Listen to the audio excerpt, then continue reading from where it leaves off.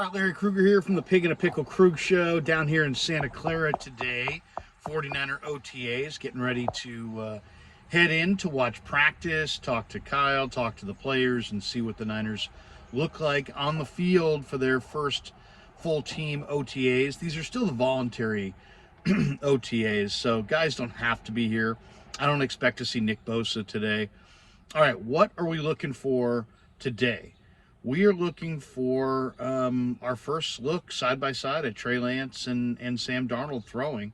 We'll probably have a video out on this later today on what Trey's motion looks like now that his finger's all right and the thumb's all right and everything's all right. The ankle's better. And Darnold, we'll see what they look like side by side. What's all the big talk about Darnold, and we'll see if we see the incredible traits that everybody else seems to see with Sam Darnold. But that's number one, definitely on the list, is check out Trey, check out Sam, see how they're throwing side by side, see what it looks like, and bring you guys sights and sounds of that little battle royale, which kicks off today. As far as what else we're going to look for today, I'm definitely looking for Drake Jackson. I want to see what Drake Jackson looks like. Just moving around. I mean, obviously it's a big year for him. The Niners need him to step up and be a premier edge rusher, or definitely a starting edge rusher opposite Nick Bosa. So I want to see what Drake looks like. He supposedly put on some good weight. What does he look like? How's he moving? How's he practicing? Eager to see him. I'm also really eager to see Kalia Davis and Javon Kinlaw. You know, according to Steve Wilkes, Kinlaw's been here every day, you know, working out, working hard in this game. Kalia Davis is just an incredibly fast 300-pound guy who didn't really play last year, but I'm looking for him to bust out this year, and I'm eager to see what he looks like today out on the field. Couple other things I want to see. I want to see a couple of those undrafted free agent running backs. Both of them really shined to me in the rookie minicamp. Kalen Laburn out of Marshall, Ronald Awatt out of UTEP. I think both those guys have some talent, so I'm really eager to see what they look like and see, you know, if they jump out to me today. The other one is Ronnie Bell. I think I'd like to see Ronnie Bell. Ronnie Bell showed really good hands in the minicamp. I thought he looked really good in the minicamp. Had great ball skills, great hands. Is that going to continue? Because, I mean, I don't see a roster spot for Ronnie Bell, but, man, if he continues to catch the ball the way he caught the ball at rookie minicamp, that could be something really to watch for. And then offensive line-wise, you know, Colton McKivitz is being asked to play right tackle for Mike McGlinchey. What does McKivitz look like? And then there's, you know, some young offensive linemen I'd really like to take a look at.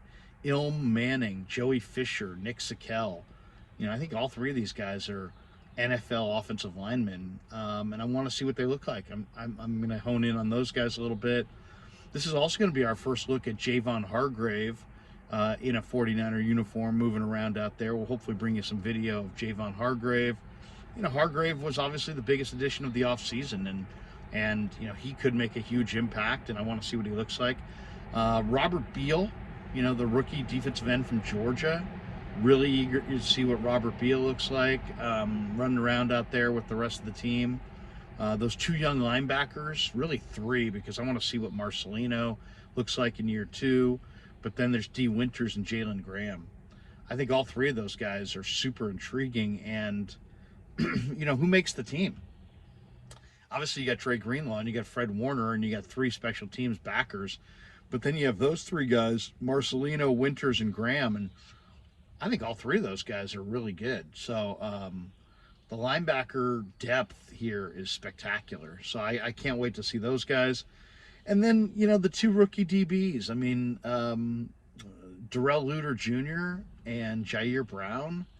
I mean, Luter Jr. I think is interesting from the standpoint of he's played a lot of man. He's very mature. I think there's a very good chance he gives Lenore a good run for his money.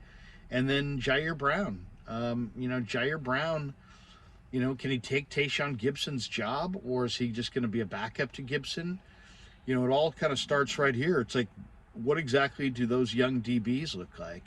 I think there's a chance that those two young DBs could could come down here and look so good, not just this week and then the OTAs, but this summer in camp, and maybe give Lenore and Gibson a real run for their money as starters.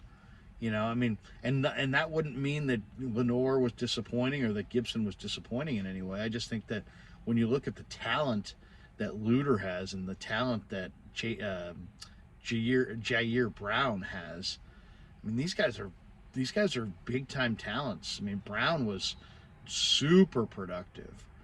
He was about as productive as any safety in all of college football last year. And he can do it in a lot of ways. He can do it up in the box at the line of scrimmage. He's good against the run. He's strong against the pass. He can play the deep middle. I'm really eager to see what Jair Brown looks like. I think that could be one of the stories today. And then Luter, Luter might be an upgrade on Diamador Lenore. He plays big. He's got long arms. He can get up on the line of scrimmage and reroute you.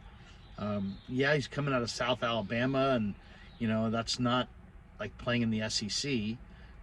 But that Jaguar program's underrated, and everything I've seen from Luter really looked very advanced and very developed. So I'm eager to see what Darrell Luter Jr. looks like, and if he looks like the kind of guy that could potentially step in and maybe compete for a job right away. So those are the things that I think are going to stand out most to me. And then also a tight end. I mean, let's be honest. I mean, that tight end competition could be wide open, really all summer. Cameron Latu from Alabama, and then you have Braden Willis, and I'm eager to see how those guys look here and what those tight end workouts look like as far as the individual drills, just because I think that's a wide open spot. I mean, if Latu and Willis play really well, I think they could probably take the jobs of Charlie Warner and Ross Dwelly. I think that competition is very, very even on paper. And when you look at that, that could be an area where two rookies really just step in and just outplay the incumbents, the veteran players there. So, and then, I'm really eager to see Jake Moody as well. In a situation like this, practice, you don't really get a sense for, I personally can't get a sense for the kickers in practice. I mean, practice is practice. I've seen kickers kick well in practice and not kick well in games. So we're really not probably going to get much out of that.